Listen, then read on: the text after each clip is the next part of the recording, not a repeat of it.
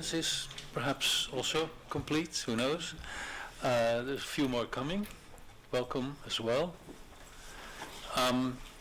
This session has been called RRI-in-the-Making, and there are good reasons to do so, and particularly Sally has been insisting on, and the Resagora project more generally, on the point that RRI is not a given thing, not in terms of its final characterizations, and people can talk about that endlessly, but also not in terms of actual practices.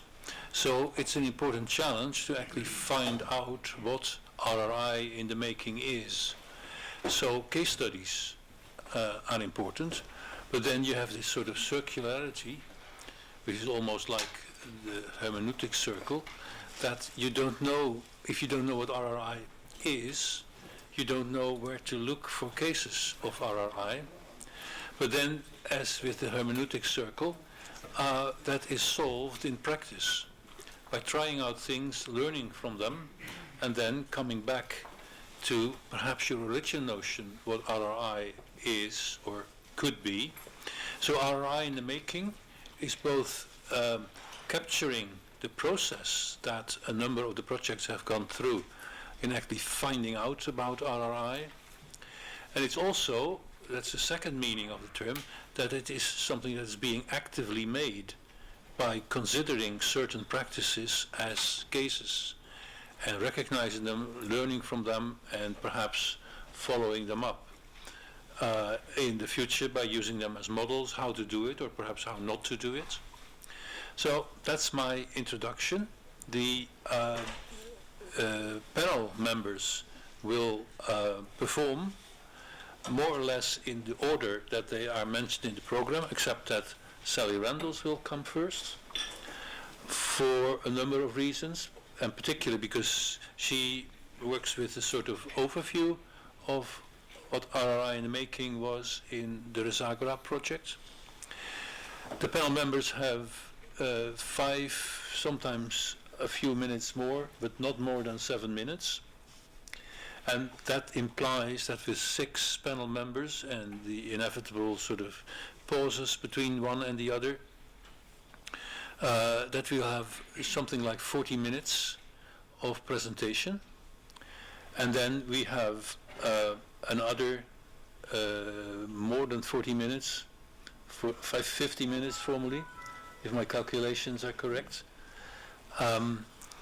for questions, discussion, and that would also be an opportunity for members from the audience to bring in experiences about RRI in the making, and in particular about lessons that can be drawn both from what they've heard from the panel members and what they can sort of introduce themselves.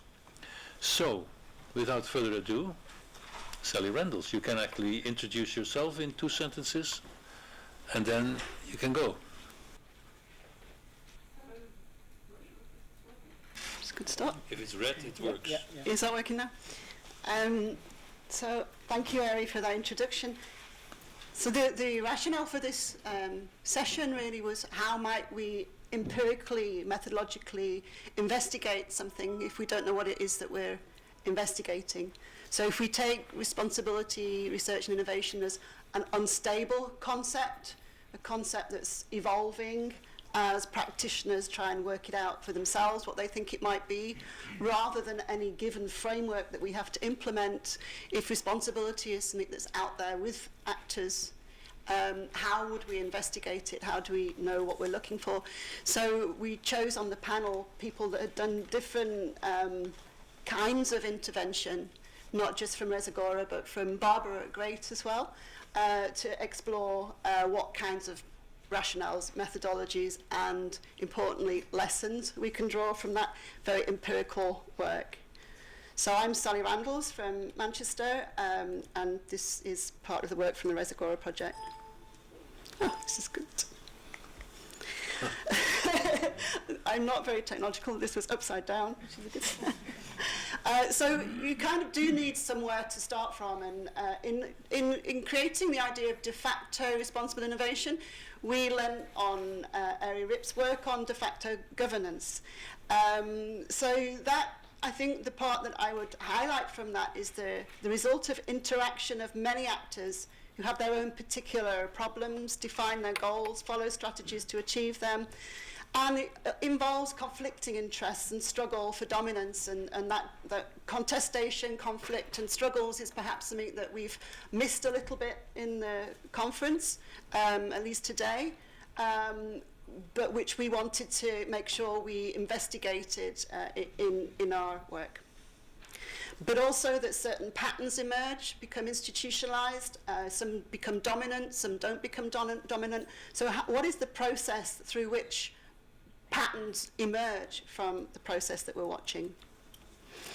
So de facto responsible innovation then was stepped forward from de facto governance or responsible innovation in the making. We put at the very beginning of the Resagora project, and we understood it as a dual dynamic, that there are prior governance patterns out there, but there are new understandings that are interacting with those existing patterns, that there are distributed actors, but there's also strategic intentionality from certain actors to create something new, to create change, and that therefore de facto responsible innovation becomes a combination of the both. So what's out there versus what's new, and what's historically evolving compared to what's being proposed. Context specific.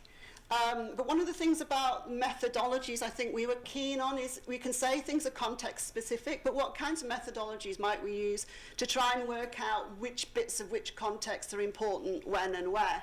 So is it this techno-scientific domain? Is it the political? Is it the economic? Is it particular actors like institutional entrepreneurs? So what is it that makes a difference? And so far, going beyond individual rich case studies to multiple case studies was our way of trying to triangulate and see what difference it makes to have different things happening in different contexts. And I think one of our main findings was that techno-scientific domains wasn't actually always the thing that made the difference in our case studies. And that's interesting because they are often put at the heart of what we do, the way things are organized administratively, or how we research. It might be nanotechnologies, or it might be GM, or it might be geoengineering. That often is the assumed way in and the assumed thing that makes the difference, therefore. And we looked at different techno-scientific domains, and we were a little bit surprised that they weren't necessarily the thing that always made a difference in our work. So this is a program of rich case studies. The scope is an important point. We deliberately chose to go beyond just research into innovation, acknowledging that research and innovation are two different things. So we had a number of our case studies that were specifically about innovation processes, specifically about market interactions, specifically about other actors, multinationals. Therefore, we could have decided to go deeply into the research base, but we decided to take case studies across that whole spectrum of research and innovation. And our approach was to follow the actors, to appreciate their understandings of responsibility rather than impose our own as researchers. And we sought to create the outcomes, or understand the outcomes and lessons from each individual case. We lent very much on our research team that were represented from all the partners of Resagora to interpret for us what their individual case told us. So we didn't impose from Manchester. We did a lot of listening to what people came back to us from. So quite a bottom-up approach. But it was, in a sense, steered in the first stage. So it was a three-stage approach. It was close to grounded theory in that we tried to learn, go back into the field, do another round of case studies, come back out, try and learn, go back into the field. We did that 3 times. But the starting point really was increasingly fine-tuning and fine-graining a research model, which was developed by the University of Twente and Bart Warhout, who may or may not be here. So originally it started off with just 3 different common things to look at: RI governance arrangements, the actors involved, and the practices that they were using to govern R&I. So that became our first steer, really. We intentionally in Resagora put a lot of our time into our empirical program. That's probably one of the defining characteristics of Resagora. And just on the case studies alone, we had 64 person months, which is a lot of time, a lot of resource. And we phased that over 3 periods, over an 18-month, 3 stages over an 18-month period. So stage 1, we called the pilots, happened in 8 cases between September and December 2013. Stage 2 we called development, so we got results back from the field, we rethought what we were doing, and we went back out to a second stage of case studies, 9, and the third stage was a little bit different. We didn't try and refine again, but we said, what are we missing? And we decided to put a new focus on critical organisations, whereas previously we tended to look at those hybrid fora of multiple actors. And this was because we find that as people join those hybrid fora, they bring with them everything from their own organisation, and therefore if their organisation has a different interpretation or if their position is not very powerful within that organisation, then it matters to know what is motivating, incentivising and structuring the organisation that they work in as well. Our full range of case studies can be found on the web. And so you see this inductive, deductive repetition approach. So then the final step for us was to try and triangulate across the full body of 26 case studies to see what we found in terms of commonalities and differences, putting different case studies next to each other, seeing if there were common findings and see what lessons we could draw from the themes that were emerging. So we eventually stabilized. So I won't go through in detail the 3 stages, but the couple of points I would highlight is that in some cases we follow a governance instrument. In some cases we follow a priority setting situation. In some settings we look at a technological controversy. And then in the last ones we tended to look at specific organisations. So we called these different situations of responsible research and innovation, or the study of responsibility in research and innovation, which is a different thing. You can see that lots of different countries were covered and that the entire spectrum of our research teams were covered. And that's why I intentionally show them, so that you can see that all of our researchers from Resagora were involved in different case studies. And that is the 3 stages. So briefly, because we haven't got time to go into it, 13 transversal lessons on governance and institutionalization, and we brought that term in intentionally. These are the 13 lessons. Actually, they went quite a long way to being translated into the principles, but they are a little bit different, the principles, in that these are kind of things that we learnt from the cases, rather than translating them into governance principles, which was the next stage. So this was an input into the principles. But they cluster really, I think, deep institutionalization I'll come back to, because that is a kind of a new concept, if you like. And then participation and inclusion, two lessons there. Knowledge and understanding, 3 lessons there. Integrating across scales, I think, is something that was quite kind of novel that we found, about multi-level governance and alignment, and how boundary objects worked in terms of helping different communities of practice to understand what responsibility might be. And institutional change was a hallmark of our work. How does institutional change happen? How are capabilities, or the need for capabilities, to be built up, the need for capacities to be built up, and for us, the critical role of institutional leadership and entrepreneurship. So really, the last slide, some key messages. For us, agency matters as well as structure, and the role of institutional entrepreneurs seem to be quite important. So new stable patterns of responsibility emerge, but didn't always in the cases. On the skeptical side, we did find examples of what we called responsibility wash. So that is calling something responsibility when you can't see any difference really. Responsibility overload is a kind of new idea which says that if actors are already working to their idea of what responsibility means to them, then introducing new directives or new determinants of responsibility without changing the things that were already incentivizing them leads to kind of this pressure of responsibility overload.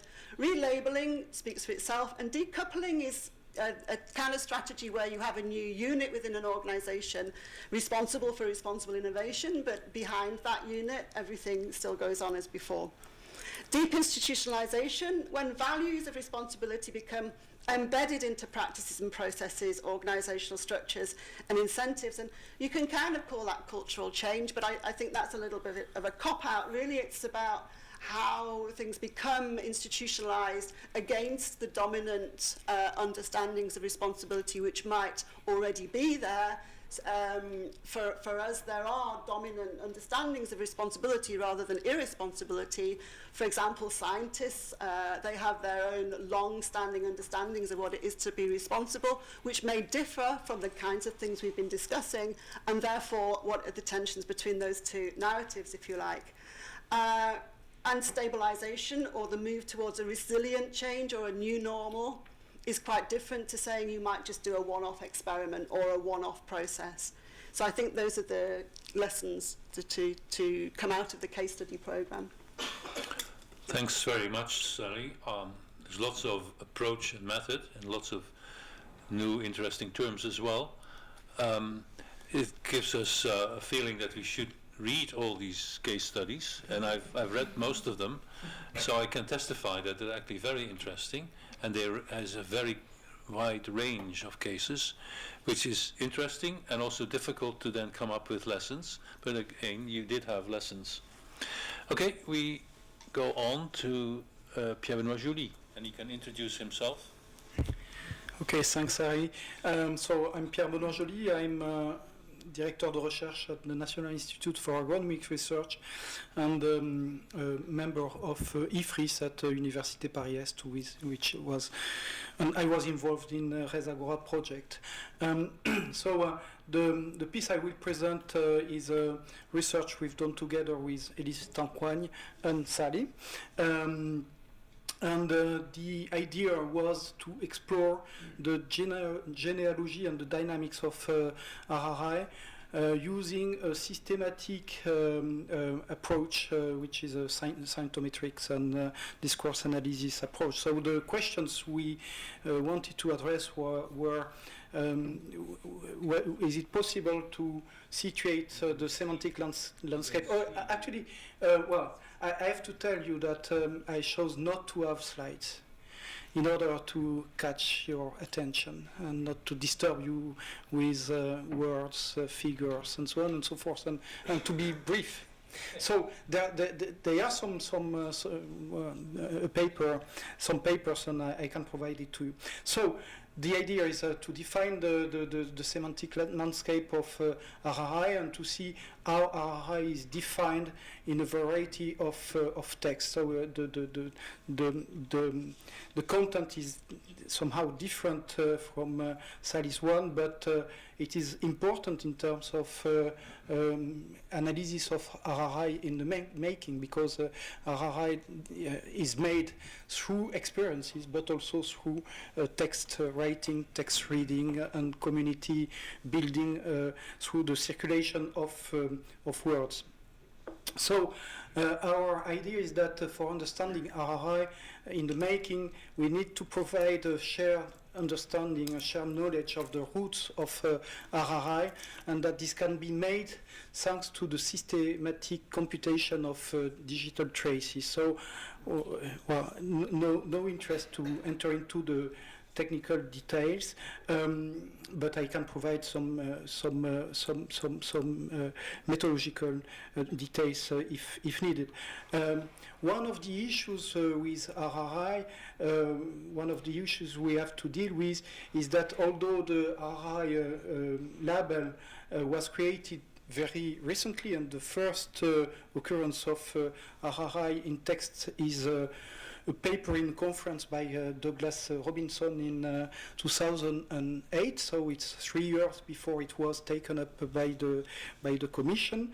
So although it is very new, the question of responsibility is pervasive and polysemic, and it has obviously a long track record in relation to scientific activities.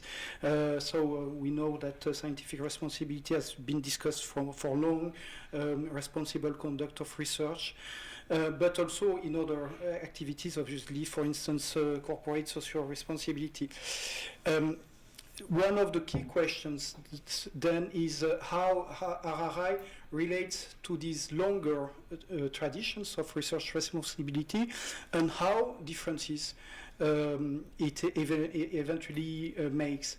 So to work with this specific situation, we designed a dual approach which takes into account the use of the term responsibility in relation to research and innovation. So it is the lato sensu approach, where we have a broad keyword equation, and the use of the expression RRI itself. With the former approach, we showed that the use of responsibility has formed different streams related to different concerns and to different communities or institutions. So the first stream is relates to ethics and deontology. So you have responsible conduct of research, research integrity, misconduct, misbehavior, and it has been institutionalized in the 70s after the Belmont report. The second stream relates to risk governance, so risk analysis, risk perception, risk management, and the institutionalization is also in the 60s or 70s. And the third stream is technology assessment, governance of emerging technologies, and RRI is very much related in the semantic networks to this third stream. In the stricto sensu approach, which focuses on RRI, so we used the discourse analysis, and we found remarkable convergence around three themes. The first is on governance. So most of the authors advocate a widening of legitimate societal actors participating in the governance of research and innovation. The second dimension is about objectives. Most of the authors find that it is important to have a focus on research and innovation on societal problems. So, and very often in relation to grand challenge. And the third theme is the meaning of responsibility. And in most of literature, we find not retrospective responsibility, so accountability, liability, but the sense of responsibility is a prospective one. So it is anticipative, future-oriented responsibility. So what is interesting in these results is a high convergence, actually, of the literature devoted to RRI.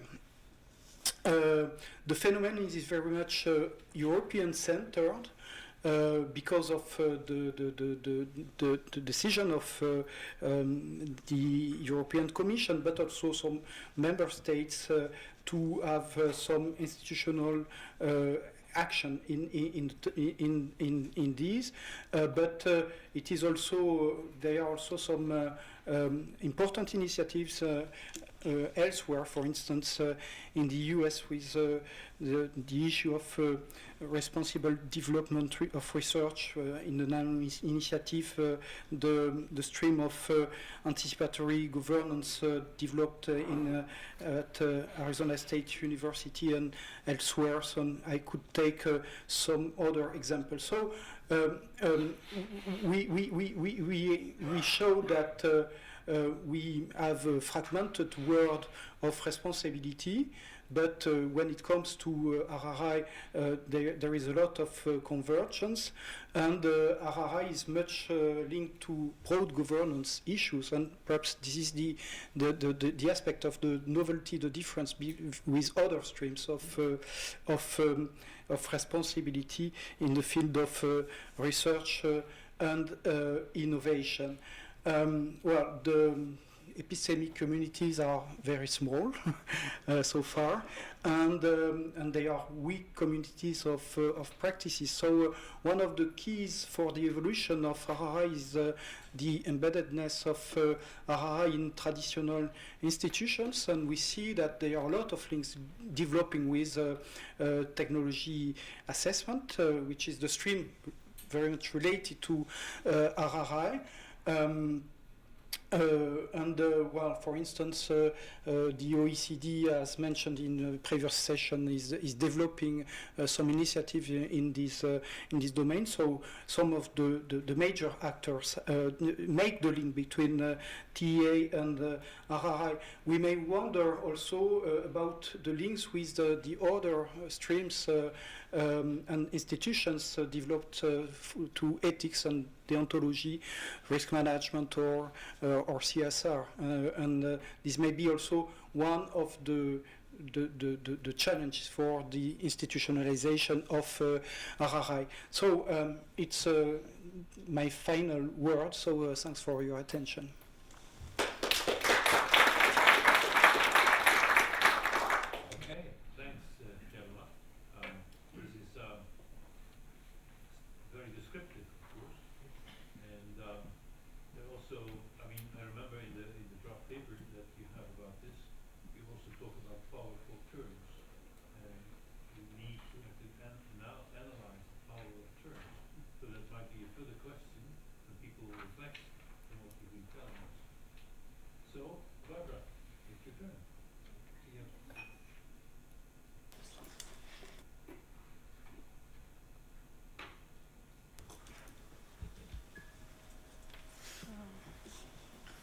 Okay, thanks very much for giving me the opportunity to present some selected findings of the work we have done in GREAT.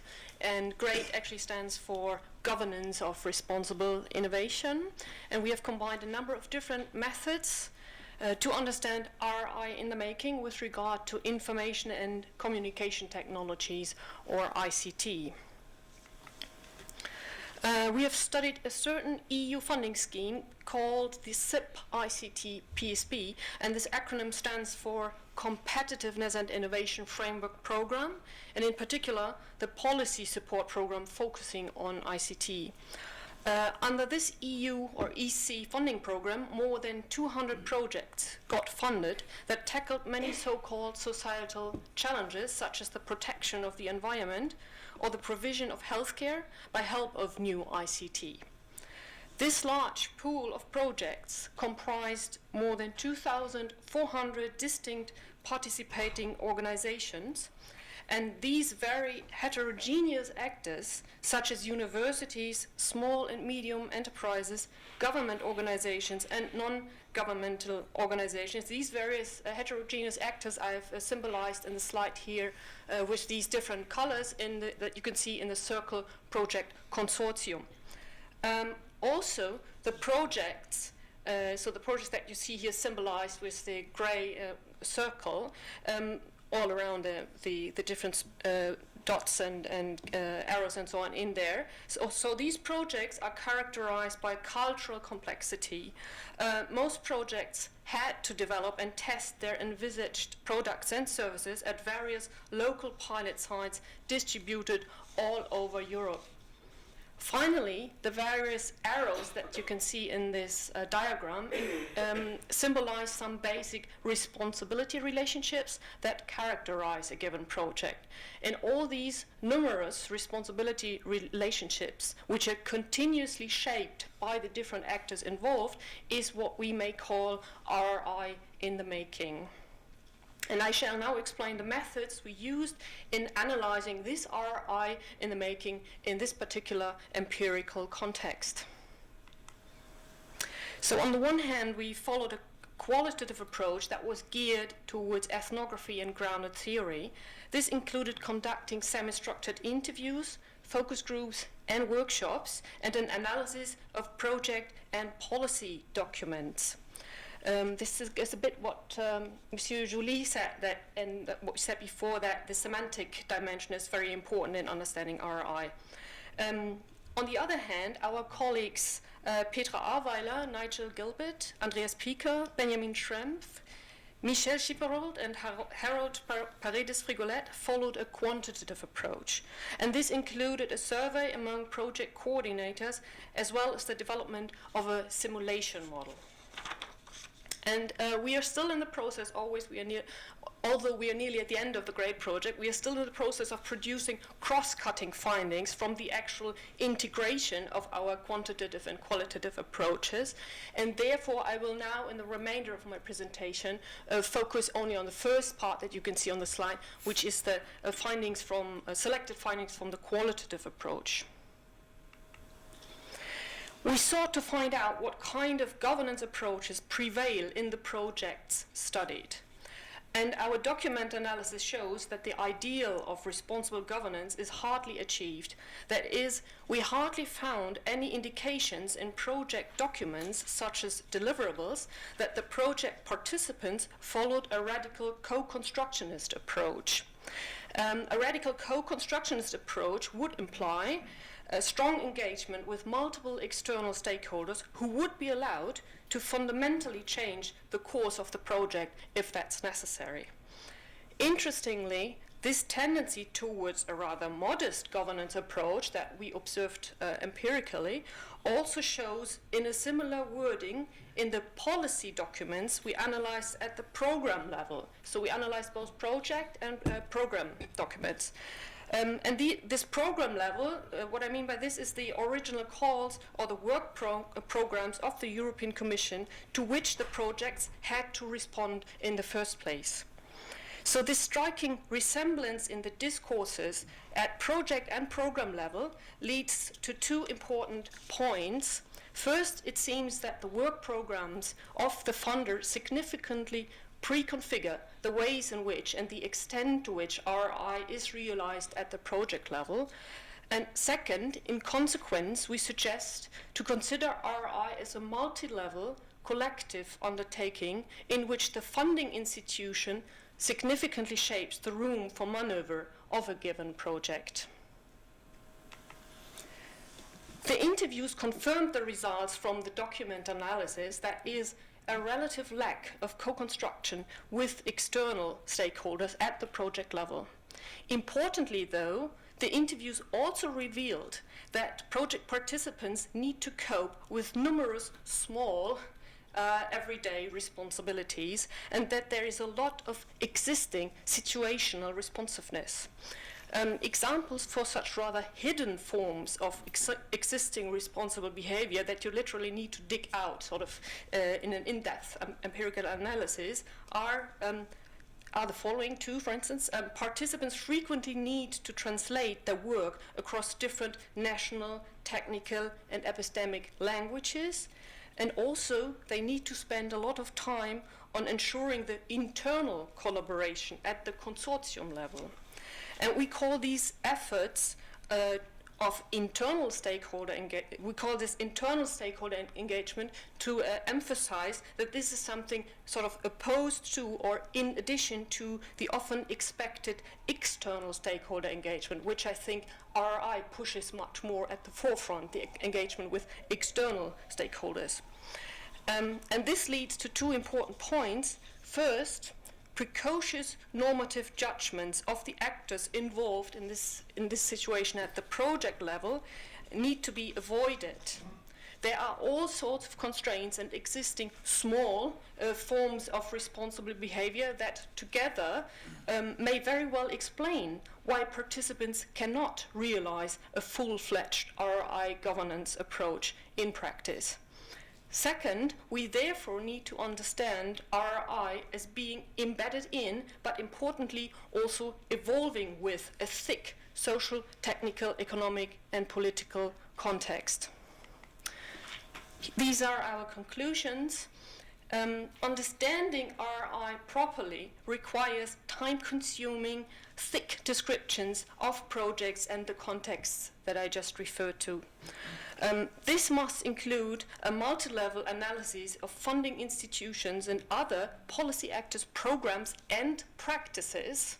We haven't even done that yet. We only did program analysis, sort of discourse analysis, but not an analysis of the practices of EC policymakers. So we need to do such multi-level analysis because it's these programs and the practices that shape the realization of RRI further downstream. We also need to account for complicated temporal dynamics, which I haven't talked about actually, but I've only alluded to these complicated temporal dynamics by briefly touching on the concept and actually the practice of situational responsiveness. And these are just three instances of what we consider important elements of an analysis of RRI in the making. Thanks. Thanks a lot, Barbara. It's already a wonderful analysis, and it promises more, I gather. So we'll continue, and according to the listing, it's Niels now. Clicker. Handing up something very valuable.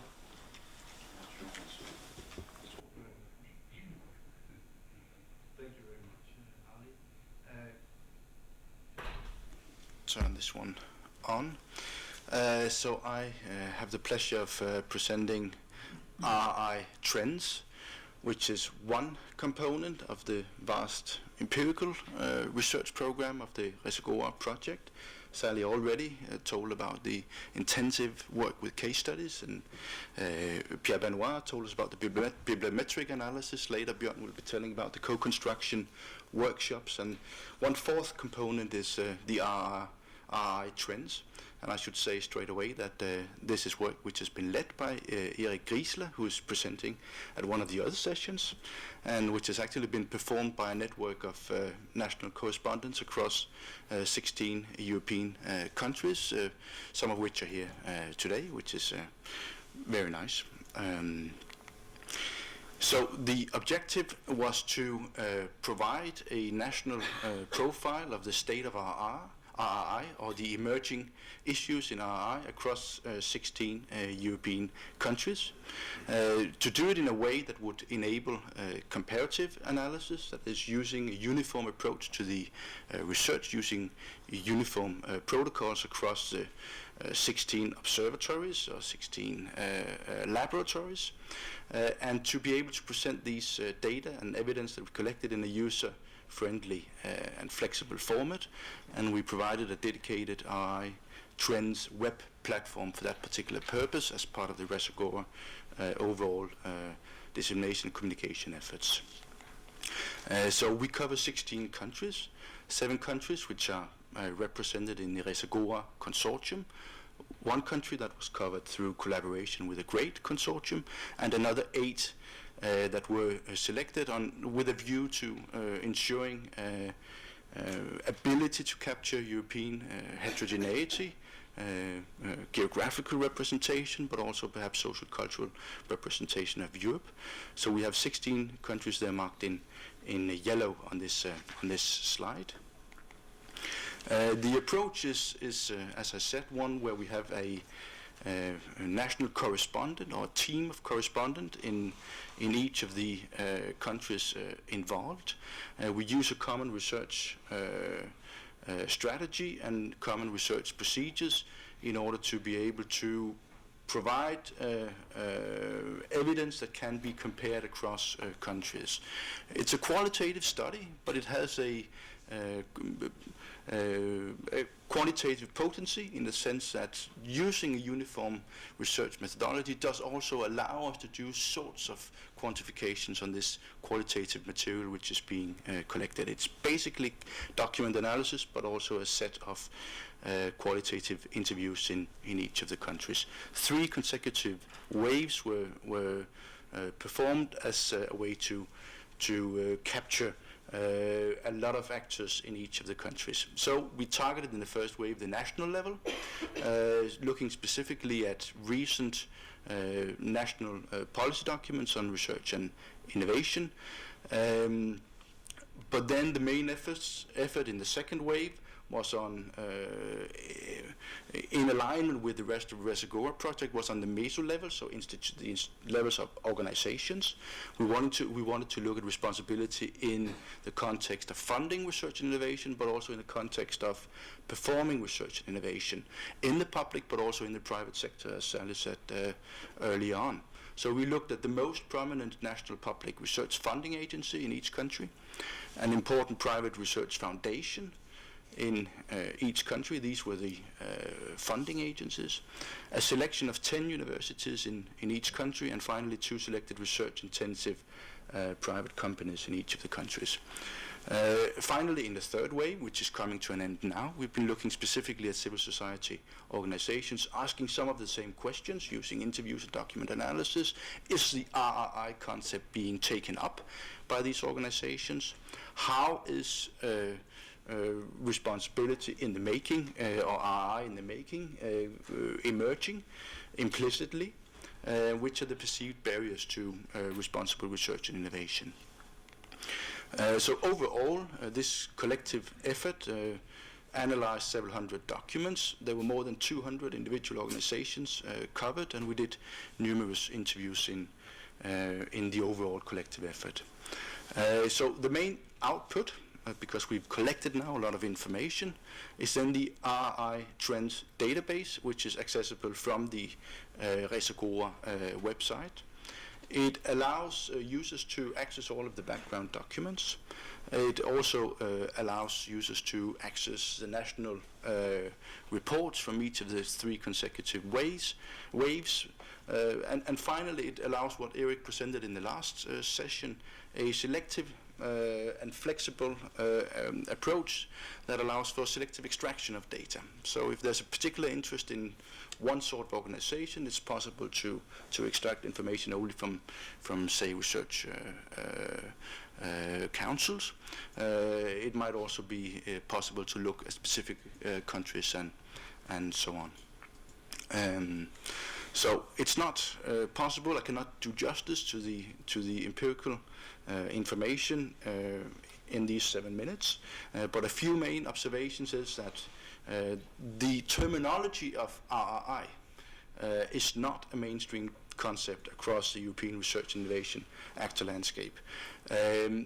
But nonetheless, while the specific terminology is not used, there's plenty of evidence of RRI in the making. There's a widespread organizational commitment and important practices relating to issues of responsibility in research and innovation. But there's also significant heterogeneity. It's not implemented, it's not manifest in the same ways across organizations, and also not across countries. Just a few examples to try to quantify this qualitative information, which is not doing it justice, but just to give you a flavor of what can actually be done. So in the first wave, looking at national policy documents, we hardly found any references to RRI with capital letters. In the UK, in France, and Finland, Denmark, and the Czech Republic, some, but on the whole, not very much. But then again, if you look in some detail at these policy documents, there are several dimensions of responsibility emerging. So sustainability, the way that research innovation can address societal challenges, issues of public participation and open access and so on, are very, very visible across most of the 16 countries that we looked at. In the second wave, these were the 4 different categories of actors that we looked at. Again, very rarely we find evidence of capital RRI or the uptake of the terminology of RRI. I think that universities might be an exception to the rule here. In quite a few of the universities across countries, we do find reference to RRI, and in Spain and Italy specifically. But then again, if we do look for evidence of small RRI or de facto RRI, as Sally says, there's plenty of evidence. Now this, while the inductive approach would give us an array of different dimensions, now looking specifically deductively for the 6 keys that the European Commission is proposing, also gives us an indication that they are actually relevant issues to be dealt with. We do find across the different organizations evidence of engagement, That is in universities, in research councils, with private research foundations, and also with private companies. But look at open access, for example, which is clearly an important issue with universities, but not so much with private companies. So the conclusion, very briefly and non-exhaustive, there are issues related to responsibility in research and innovation that are clearly salient across the 16 European countries and across organizations. Maybe a capital RRI agenda is emerging. We're not sure. There's a bit of evidence, but there's clearly not a single or a simple trend or model of what that might look like across Europe. So, thank you. Thanks very much, Niels. Again, it's wonderful stuff, and particularly if you then compare and contrast it with what Pierre-Benoit just presented, we can sort of philosophize about that. While in the meantime, I think we should continue and ask Gary to present himself briefly and then present the presentation. Hi, I'm Gary Randall from the Stroke Association. So I should say at the start, thanks to Sally for the invitation. I'm something of an outsider in this company because I'm one of those scientific and technical types that you have to convince to be responsible. But I'm on your side, so which is why I'm here. So this is sorry, let's go back. A very brief case study of some points about the culture and change in the Stroke Association. So I'll assume you get one slide of what stroke is and what we do, so just to give you some context. So stroke is the equivalent of your brain having a heart attack. Basically, it's caused by a blockage or a bleed. It's almost always bad news. It's the largest cause of adult disability in the world, the second largest cause of death, and it's usually underfunded. So we exist to change that picture, really. So the Stroke Association looks like this. It's lots of parallel activities, some overlapping. I'm not going to talk about the vast majority of those. I'm just going to say something about what we do in the Research Directorate. Okay. So why change? I'm here because there has been a significant change within the charity over the past few years. So my boss is called Dale Webb, who unusually for a director of research for a medical or healthcare charity is a sociologist, and he was usually influenced in his formative years or at some point by this paper by Porter and Kramer about philanthropy's new agenda, how to create value, from the Harvard Business Review. So this is a critique of the behaviour of charities and how they should be more responsible effectively. So it sort of looks like this in overview. So the argument is charities are strongly favoured by tax preferences given by the state. So there's a moral case to expect them to have a social impact that's disproportionate to their spending. So they should not just be a passive channel for distributing money. So common problems you find in the charity sector are that charities will distribute their funding too broadly, it's not targeted. They'll overlook the value of closer and longer working relationships with those who they give money to, and too little attention to the ultimate results of their work. So the suggestion is that charities should think systematically about how they create value and how to deploy that in an overarching strategy. The take-home line is that the idea is to see an evolution of philanthropy from private acts of conscience, private acts of giving, into a more sort of professional, forward-looking and rigorous field. So that's the culture. This influenced Dale to implement a set of changes so that we've gone from being a typical philanthropic charity, i.e. a loose distributor of funding, with a long-term deferential relationship with academics. So, for instance, we used to give a professor at Nottingham £100,000 every year, and we did it for about 5 years, and we're not sure why, but it stopped.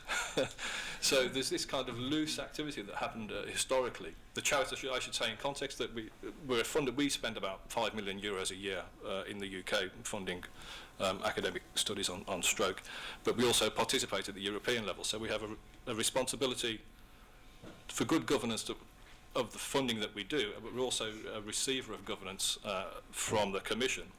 So we needed to up our game, basically. And some of the, a few examples of the change are that we now have a much sort of, what's the word? A more rigorous mindset with relation to the relationships we have with people internally and externally, and I'll show a little diagram on the next page to sort of to convince you of that, I hope. But the big issue about responsibility for us is that we should be seen to have ongoing and increasing relationship with stroke survivors and their carers, such that they influence what we do. So they're our end users, and it needs to be meaningful and inclusive activity. So just on a purely practical level, we now have a lot more people involved in the directorate with new roles, a whole knowledge and information team, an evaluation manager, so that we make sure that what we're doing is effective, a research communication manager to tell people about what we do in a responsible way, and we are in the process of recruiting a user engagement manager, again, to really push home that point about being responsible. Okay, let's go. This will be quick. So this is the embedding. I'll try to talk quickly about this. The embedding of research at the centre of the organisation. So in order to raise funds, you need to target the appeal to particular bits of research. In order to campaign politically, then research has to have some input to that. And also all the external messaging that comes out should be filtered by research. This is part of the organisation of a whole being more responsible. So one of the simple ways we did that was just to increase the brain power in the department. So we went from having 1 PhD to 5 PhDs now, who sit at the centre, effectively, of the messaging of the whole organisation. So that's the internal partnerships. Externally, I'll say a little bit about the user groups. I don't have time to say much about the rest, really, other than we have major collaborations with other external charities, the British Heart Foundation and the Medical Research Council, such that we have £1 million grants to give away now. So, and that is a significant change to what used to happen before. There's obviously synergistic benefits from working with other charities. So the public's money is spent more wisely as a result. Just in terms of user involvement, I don't have time to go through a great deal of this, but we're now, users do have an influence on everything that we do, pretty much. In the open research calls, they're asked for what topics are meaningful to them, which projects within those topics. We conduct large surveys on priority setting, so what is the unmet need for the stroke survivor and their carer, and we will then have a themed call on that. They help to select the lecturers we fund, and they have influence on everything that we put out in terms of dissemination, so our knowledge has to be understandable by them. And lastly, at the bottom where I come in, I work on lots of rehabilitation technologies funded by Europe, and you have to have users at the heart of that in terms of to make sure that the requirements that you think you're fulfilling are meaningful to them, and obviously they will evaluate the technology. So we can talk about this with Barbara later. So some engagement with external people does happen, but perhaps not as rigorously as it should in lots of sectors of Commission funding. Okay, finally, we were never aware that we did RRI, and we were never aware that we did institutional entrepreneurship either, until Sally introduced me to this term recently. So there is a network of other stroke supporter organisations across Europe that we, from the bottom up, are trying to professionalise, if you like. So these organisations vary from 1 or 2 people up to 30, 40, 50 people, compared to us being 700 people. So we give to this network, you know, a presidency, some secretariat support, fundraising and research management. So this is a moral activity, if you like, in order to be seen to be, it's just something that we do for the better good, if you like. If you think that's a responsible way of acting, then that's probably true. Okay, that's been a very quick run through of things I have time to say. So the take-home message is lots of change, and for good reasons, we think.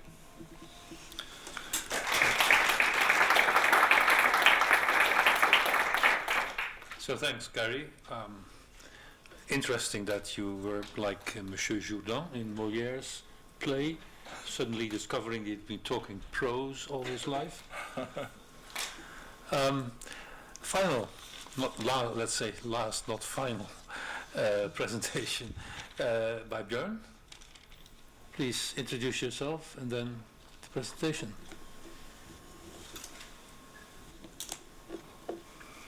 Yes, my name is Bjørn Bedsted. I'm the Deputy Director at the Danish Board of Technology.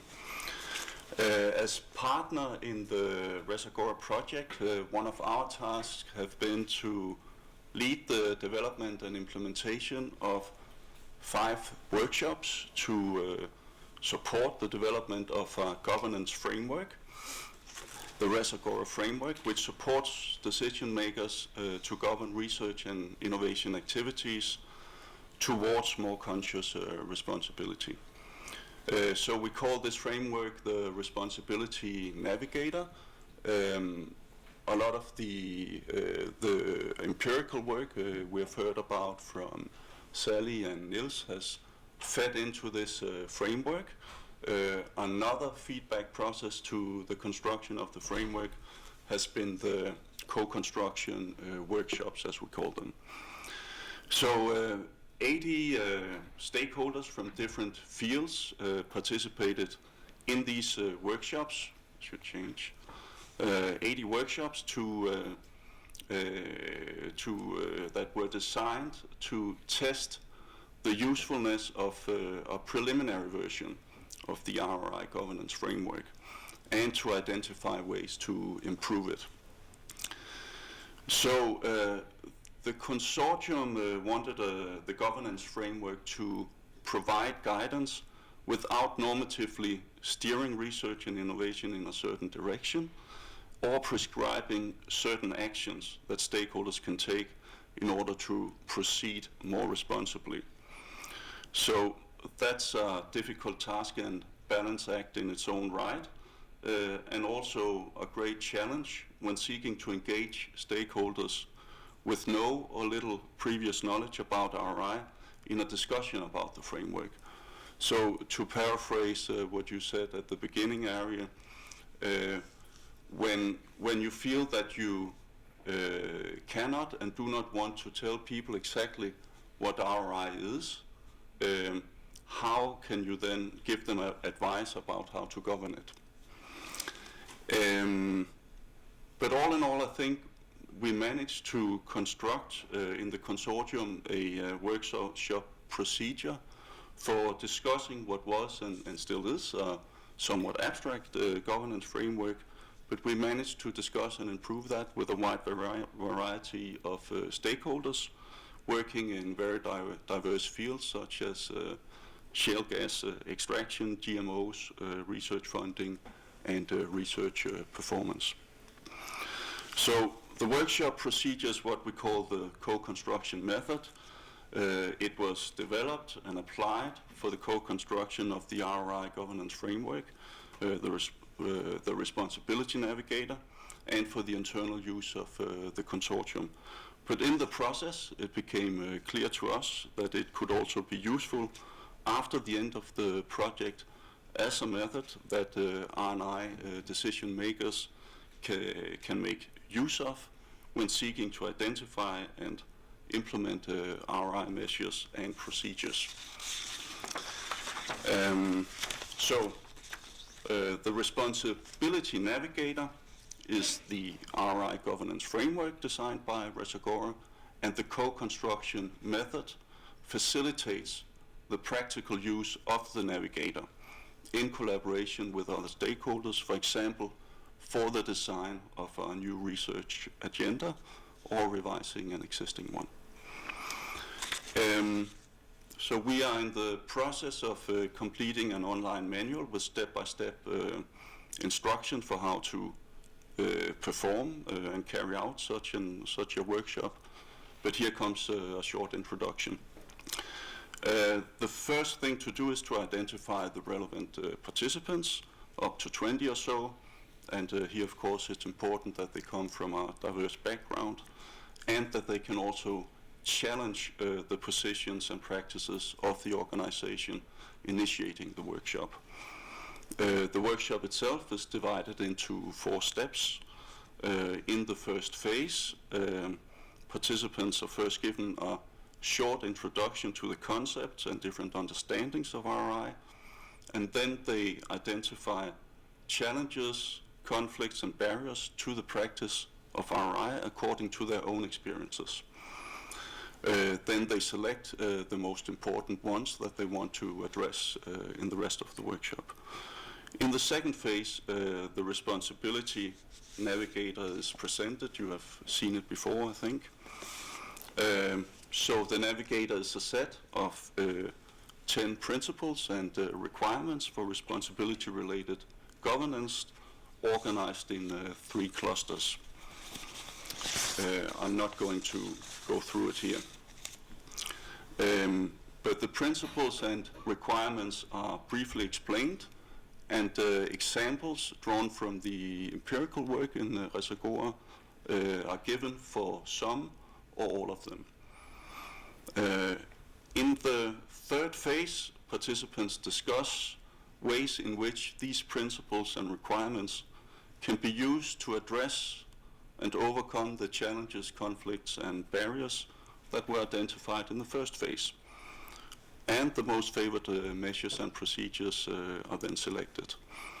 In the fourth phase, these measures and procedures selected by the participants are then further developed and elaborated, providing workshop organizers with concrete proposals for actions that they can take to embed RRI in their organizations or practices. So the manual will provide detailed instructions to anyone wishing to make use of the responsibility navigator for collective thinking about their RRI strategy. It will offer options for scaling efforts up or down with regards to the number of participants, the length of the workshop, and the amount of preparation needed by the organizers and participants. It will have ready-to-use PowerPoints presenting the responsibility navigator and empirical examples of how to apply its principles and requirements. And it should be hopefully available at the Resagora website by the end of this month. The navigator is already there. Thank you. Thank you. One could even imagine that these workshops would co-construct their own RRI, if we're serious about RRI in the making. In the almost half an hour that we have for comments and questions, it's about what the panel members presented, of course, some of your own experiences, but perhaps also reflections on, if we call this session RRI in the Making, what is being made, and perhaps add to the co-construction. So, people in front of me I can see, so if they signal that they want to come up with an intervention, then I can give them the word in a certain order. People behind me have to find other ways of attracting my attention, stepping up or tipping on my shoulder, whatever. So, who wants to co-construct? Michiel. Yes, my name is Michiel van Oudhuizen from the Belgian Nuclear Research Center. And I have a question specifically for Sally Randles, because I very much enjoyed this strong focus on struggles and conflict and you could say a more antagonistic view of responsible innovation. And I'm wondering how this aligns with the official policy discourse which we find in Europe, which is not like that at all. So it's also a question of how the findings of this project are taken up. How does that align or not align? Should it align? Should it not align? And so related to that, my question would be, why is the project called Resagora and not Resarena?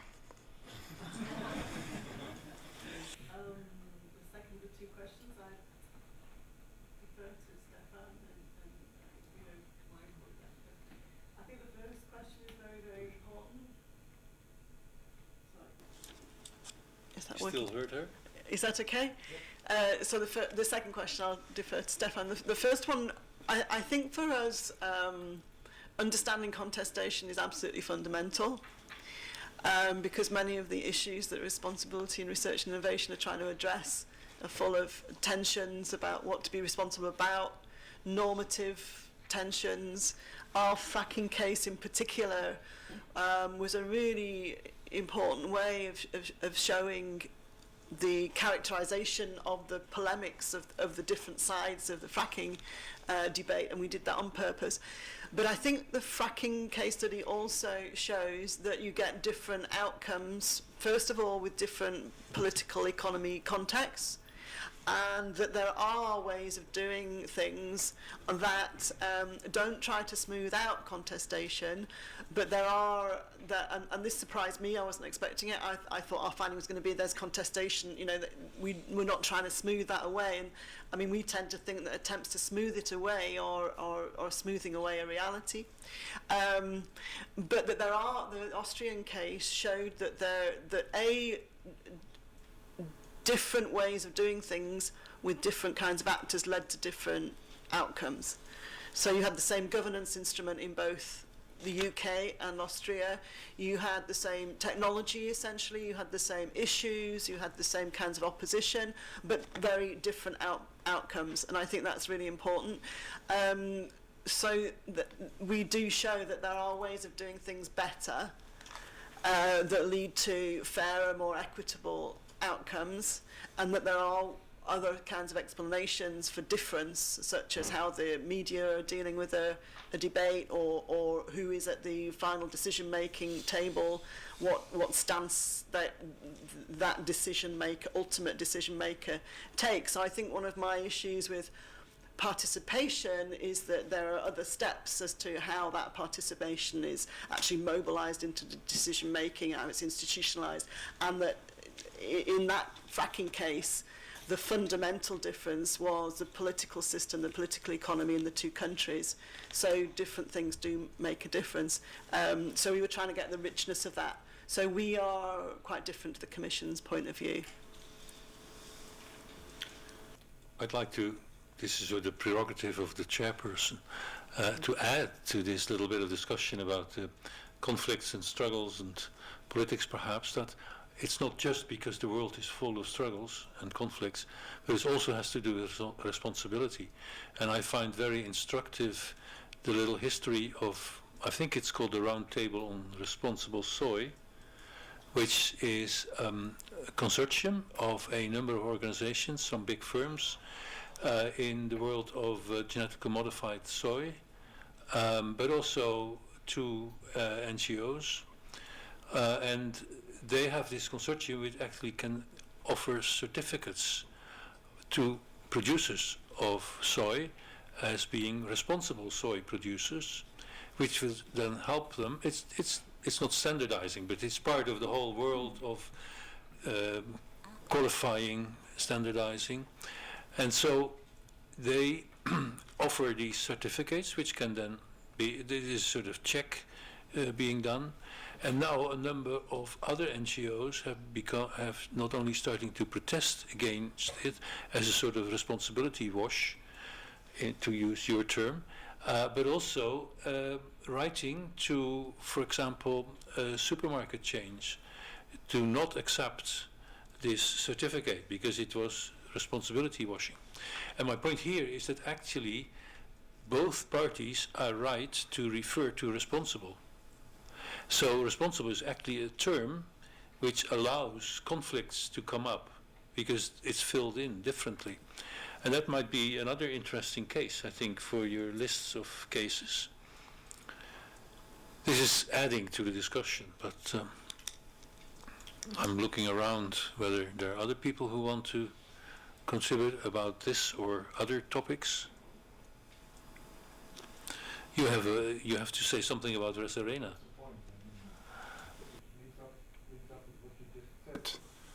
Responsibility helps the notion as such already, and the claim of being responsible or not of immediately also asks actors to take a standpoint, and then that leads to negotiation and contestation. That's the reason we asked for why we call the project like that.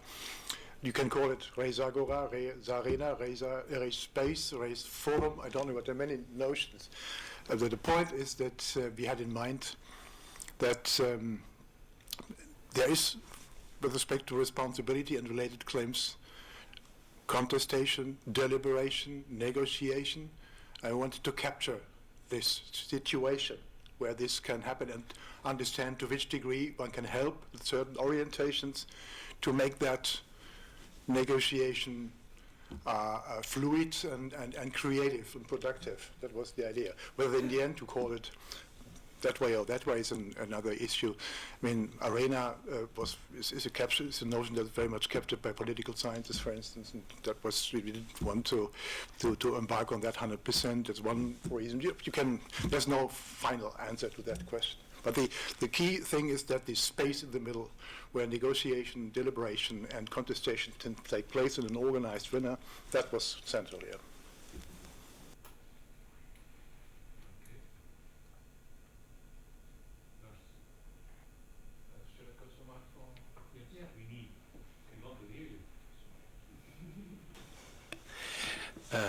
I'm just thinking if you see this RRI in the making in form of sort of actor network kind of thinking, then many of the things you talk about are of course very important. I mean, the whole terminology, the way we speak about it, the way we begin to converge languages and so on.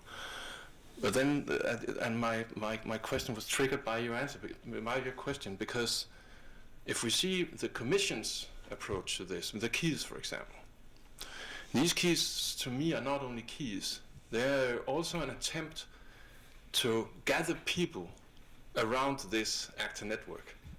I mean, if we kick away the gender people, if we kick away the ethics people, and you can just continue, and we say that we have RRI here and we want to develop that, but you're not in.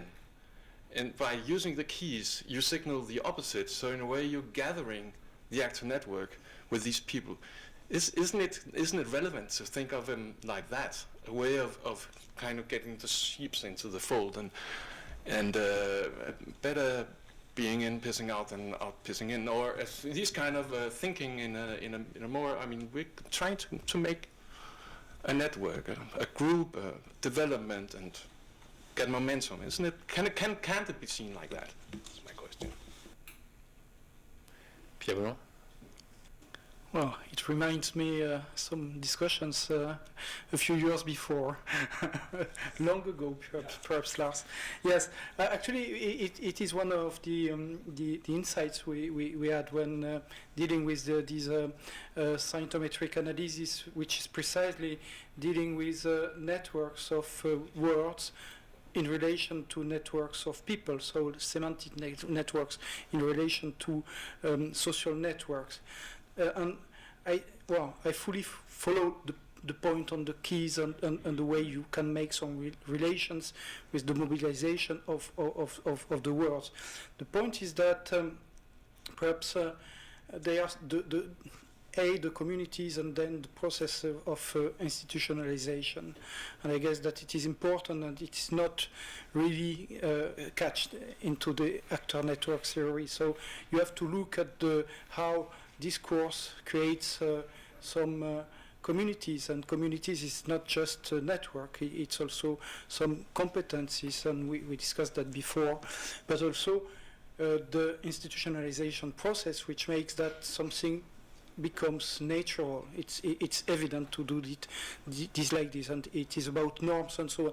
So this is all the things that are beyond the brief description I had. So far, what we can observe, according to the corpus of text we used, is that the words this word is very splitted, fragmented, and so the attempts to create some connections is really a key issue. I'd like to add a little bit to that because of my experience in Brussels. my experience in Brussels with the RRI and SWAF's expert advisory group. In a minute, so I'll just finish this little thing. Because the way you described the attempts to extend and make stronger the actor network by linking up with gender, with ethics, with science education as well, might have been the attention of some people. I have my doubts there, but what actually happens over the last 2 years is that people from gender and from science education and from ethics were actually trying to pick up bits and pieces of the RRI funding and RRI openings in order to become stronger themselves. So you might still discuss that in terms of actor network theory if you want, but the net effect was more like animals trying to sort of tear at this new prey than the other way around, that the prey was trying to actually capture the predators. It's a somewhat biased way of describing it, but okay. Well, I just wanted to also follow up on Lars's question and say that I think that there are at least 2 different mobilizations going on here, at least 2 different levels. One has to do with mobilizing communities around technology assessment, ethics in science and innovation, gender inequalities, and so on.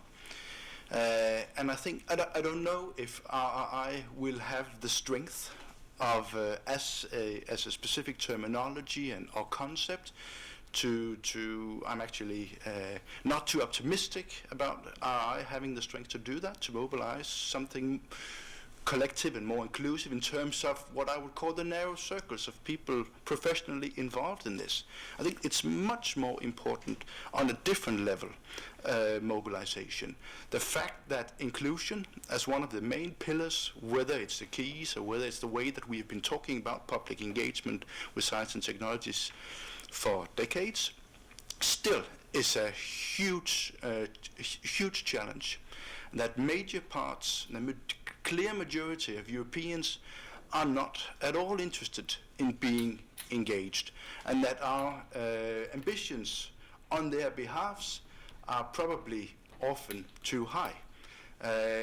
Should it be okay to say that I don't mind leaving decisions about controversial technologies, to leaving the contentious issues to experts or policymakers, because most of European citizens tend to do that. I think that kind of mobilization is perhaps even more important than the mobilization of the networks of those who are already involved. Okay.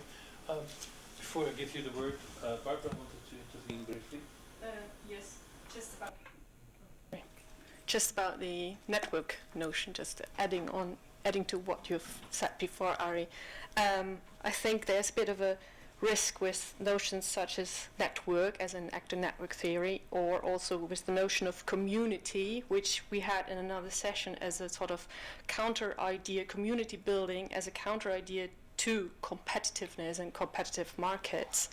I think there's a bit of a danger with these kinds of alternative notions that they might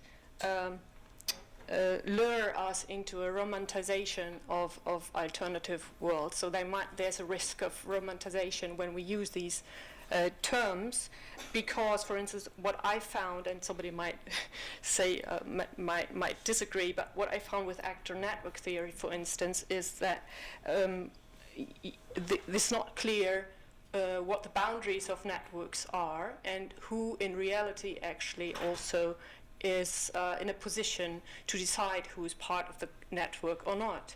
Or alternatively, if you take the term community, after all, there are always people selecting something very often in hidden ways who is part of the community or not.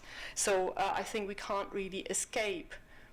There's a risk that we can't escape original problems then of participation and not participation, because often processes of inclusion or exclusion are invisible because they have already taken place at other at other places and with other actors, and even historically much earlier in time, and then they become invisible, but still they are working. So I think, for instance, in the discussion then of participation and inclusion processes, we need to sort of go back both historically and also sort of geographically, and try to find out what are the chains that sort of do first, how can we call it, first order, second order, third order selection mechanisms, inclusion and exclusion processes that are, for instance, sort of somewhere outside of these networks that you are alluding to. Hope that's somewhat clear. This is about the same point, but then I think that a disagreement may be related to what we are speaking about. It seems to be that RRI, like TA, like risk analysis and so on, has to rely on institutions, professions, communities, and communities are closed. Mm-hmm. It's not, nobody belongs to the community. But then the process which are supported by these communities may be open, inclusive. This is the point. Mm-hmm. Okay. Maybe this part of the discussion will come back, but for the moment, it's your turn. Just a very quick point, because I have to depart, but it comes back more to Lars's point than to Barbara's around the keys, and quite clearly the Commission posited, if you like, these 6 keys initially, around which we've framed much of our discussion and our debate, and which anchors our thinking on a number of issues around ethics and responsibility. But just to for people to note that with regard to the guidelines that are being produced within the GREAT project, and with regard to the process that has gone into developing those guidelines and the consultation process, we are actually giving specific mention to the environment as a key, which arguably was inappropriately omitted from, if you like, the broader framework within which we work. And this was powerfully came through to me this morning, for instance, when the lady from the Philippines was talking about the implications of climate change for them, and this is certainly true for many other nations. Now, this is not in any way to detract from the importance of the different keys, but it's actually to give it a status in the environment, a status that is enjoyed by some of the other keys, and really arguing that it should not be subsumed within some kind of general notion around ethics, but it will be there separated out within the GREAT guidelines.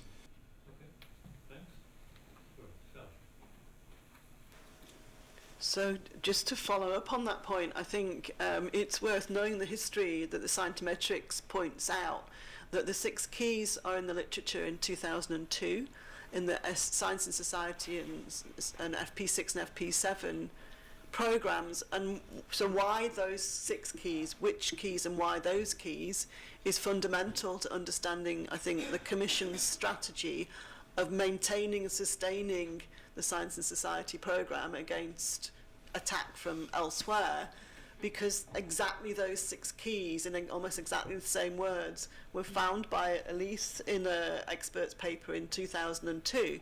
So the reason it hasn't been some strategic thought about which 6 keys, it is a historical legacy, and it also a political act to maintain the same communities and the same kind of fields that were already existing. So it's a kind of a sustaining strategy. I think that's important to knowing where they came from, just as a bit of knowledge.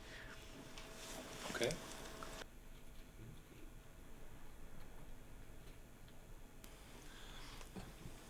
So during these 2 days we have been discussing networks and tools for RRI, and I might add another tool which might be quite useful. So we thought how to produce evidence and how to communicate evidence, especially evidence which is acceptable for a broad range of stakeholders. And in the beginning of our GRACE project, started 3.5 years ago, we found out that there is already a methodology, at least in medical science, and also for 2 or 3 years also in environmental sciences, the so-called evidence synthesis, which you can perform in 2 ways, as a systematic review or as an evidence map. And it is a quite clear, fixed, and developed methodology. So you have to follow different steps, including stakeholders at 2 main steps. And I think one main reason why we decided to use it is to avoid bias and to increase the acceptance of that evidence. So in the frame of GRACE, we developed online tools which are available now, so they can be used for free. All other tools you have to pay for. And so just to make a short advertisement, we are organizing a training workshop on these tools in April this year in Berlin. So if you are interested to get more information, you can contact me. And Ralph also suggested to put it into a kind of a toolbox for RRI. I think it will be very useful and a very useful tool.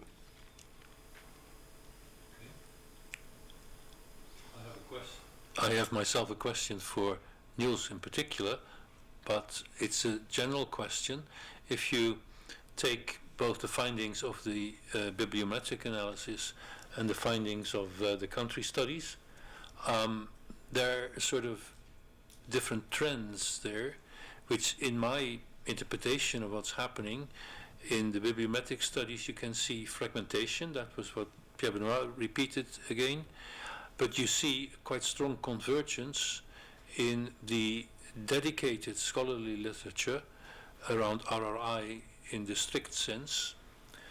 And so, but then Niels came up with findings which he summarized, that if you look at all the practices and what organizations do, whether they use RRI as a term or not, then he said, I see a sort of converging commitment to these overall ideas, perhaps a sort of RRI agenda. So you could say, well, maybe it was fragmented in the documents that went into the bibliometric analysis, but now there is convergence, and if they will repeat their stuff in 5 years, they will see the convergence also in the literature about RRI in the broad sense. Or it's also a question what you based your idea on, that there is this shared commitment or converging commitment. It could be a fashion. So, up to you.